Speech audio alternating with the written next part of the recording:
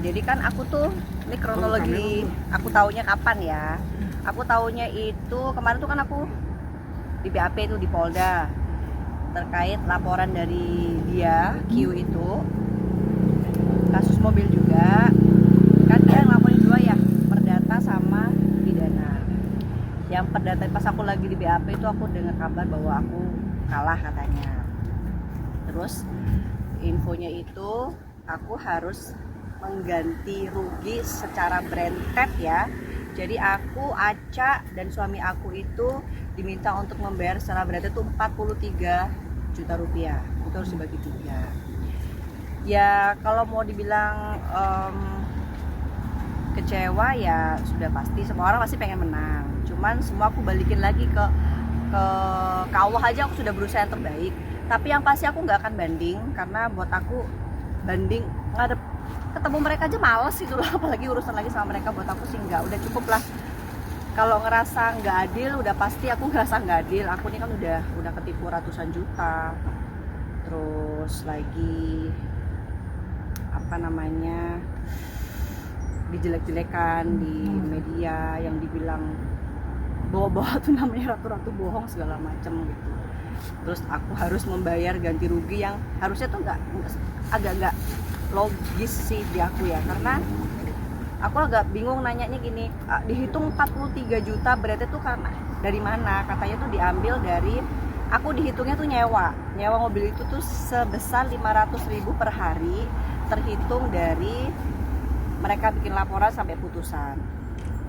Kan aku kan ya nggak nyewa, aku tuh nggak nyewa, aku tuh ditipu umroh, ada orang ditipin mobil ke aku. Sebenarnya yang harus jadi pertimbangan dari majelis hakim, ini mungkin teman-teman nggak tahu nih, tolong jangan diedit ya. Kemil itu sama Aca ada surat kesepakatan bahwa dia menyerahkan dengan sukarela mobil itu ke Aca dengan imbalan uang 30 juta rupiah plus dia akan diganti uang yang kemarin harusnya di umroh tapi nggak berangkat. Jadi dia tuh sama-sama korban sama kayak aku, korbannya Aca travel umroh. Terus gitu dia juga menerima jaminan lampu syuting senilai 300 juta. Itu tuh harusnya jadi pertimbangan. Aku berpendapat gini, kayaknya Kemil ini nggak jujur sama Pak Hakim. Jadi aku taunya surat ini pada saat kasus yang dia ngelaporin aku secara pidana itu baru keluar, dan itu masuk ke BAP-nya aku ya. Aku nggak pernah tahu ada surat kesepakatan itu. Kalaupun aku tahu itu pasti aku akan sampaikan juga ke ke Pengadilan Negeri Bekasi. Buat aku sih ini menang ya udah, menang aja, tapi menangnya aneh. Menurut aku tuh menangnya aneh karena hasil dari keputusan ini tuh pengumumannya itu ditunda sampai 4 kali. Teman-teman tahu sendiri kan, harusnya tanggal berapa, mundur tanggal berapa. Harusnya sampai 4 kali, sampai aku mikir ini kenapa ya, kayaknya ada yang janggal. Tapi ya walau alam ya, aku sih kepengennya semua penegak hukum itu tegak lurus lah, nggak usah ngebela ke kanan, nggak usah ngebela ke kiri.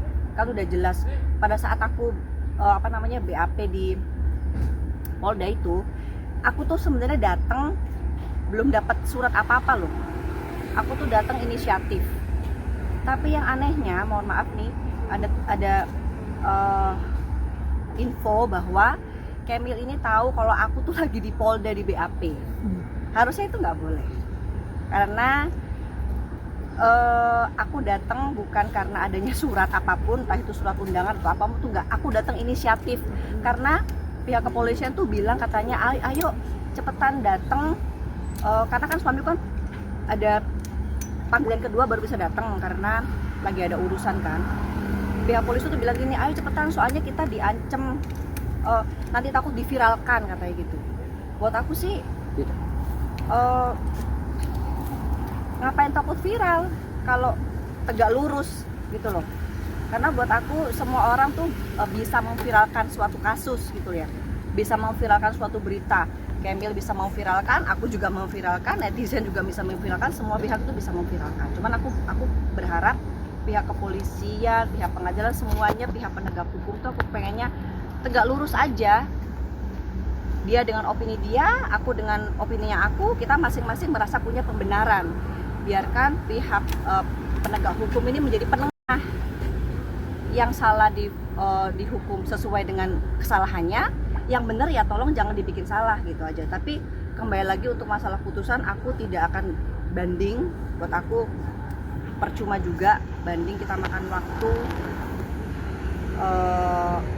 uang udah pasti. Pengacara kan bayar, aku pengacara nggak endorse lo ya, bayar lo ya.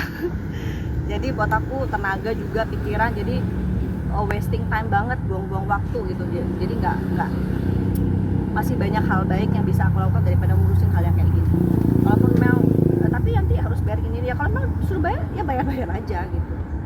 Percuma kita mau minta keadilan di, maaf nih kalau bilang, mohon maaf ya kalau penegak hukum agak susah mencari keadilan di negeri Konoha katanya. Keadilan hanya gitu. Kalau aku ngerasa nggak dapat adil di sini, ya aku nanti bisa menuntut di akhirat aja. Terus bayar apa yang harus dibayar juga, tapi juga kayak kan jadi rugi 2 kali gitu kan. Yeah. Akhir-akhirnya banding aja gitu. Kan ruginya jadi 2 kali, ini harus bayar.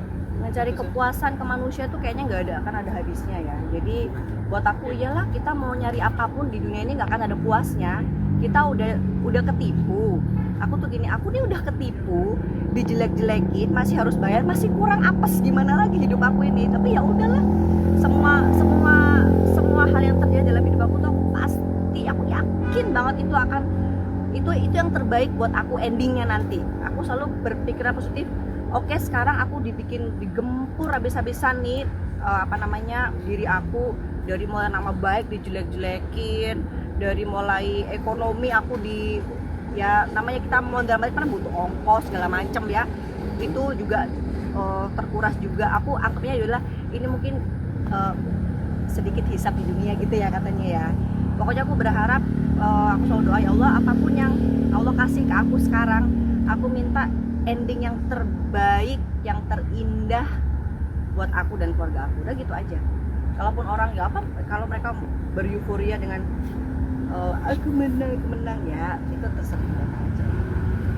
Jadi nggak takut ya Kak dikatakan mengakui kalau nggak banding, berarti Kak Dela ini mengakui bahwa salah itu apa sih? Mengakui salah dan enggak,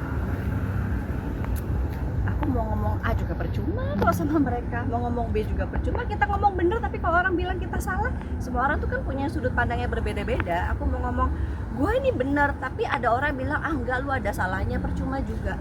Meyakinkan orang yang udah berkeras hati itu susah. Jadi ya udahlah, namanya aku sampai bikin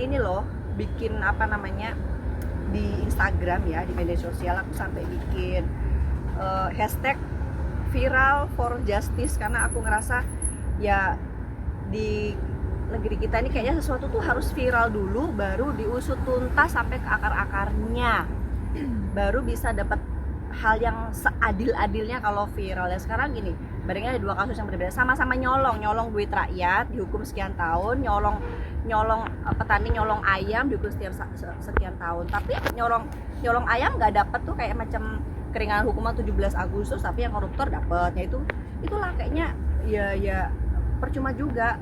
Udahlah, kita nggak bisa berharap sama manusia gitu. Kita kembali lagi ke bukti yang surat sebelumnya yang dibahas itu. Yeah. Boleh dijelasin lebih detail nggak? Aku pas BAP itu, aku tuh dikasih lihat sama pihak kepolisian ya. Tahu nggak kalau Kemil sama Aca ini ada surat perjanjian kesepakatan kerjasama apa gitu lah, pokoknya surat kesepakatan, surat pernyataan gitu ya. Tentang apa gitu? Tentang mobil itu, bahwa mobil itu tuh mereka ada gini. Enggak, soalnya masuk di daftar BAP katanya. Oh, boleh lihat nggak kayak apa? Soalnya kan masuk ke itunya kan, bahwa Kemil tuh menyerahkan mobil itu ke Aca. Kan pasti butuh tanda bukti apa penyerah terimanya, ada bukti tertulis enggak gitu. Nah, terus aku tunjukin, aku baca itu, aku sampai astagfirullahaladzim. Dia bilang katanya jujur itu hebat, tapi kok dia nggak ngomong dari awal. Ini namanya maling teriak maling.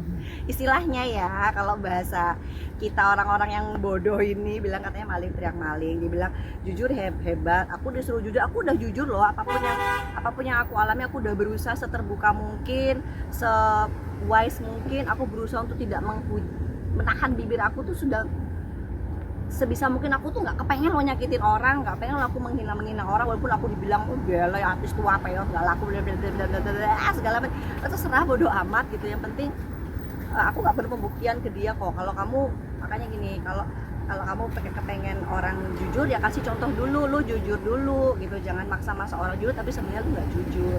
Coba kalau dari awal dia tunjukkan, aku ada lo surat perjanjian sama Aca ini loh, bawa ini kan tertulis bahwa dia tuh meminjamkan mobil dengan imbalan.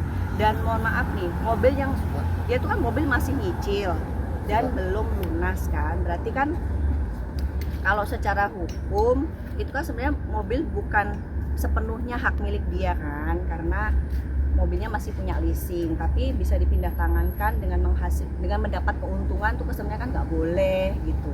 Ya aku nggak ngerti dia menutupi itu apa karena dia merasa itu dia juga salah atau gimana, aku nggak ngerti. Hanya dia dan Tuhan yang tahu lah isi hatinya. Lagian Kemil dari awal kan kita komunikasi baik-baik, aku tuh nggak kenal sama dia loh. Aku tanya sama dia kenal, enggak, aku dari awal nggak kenal.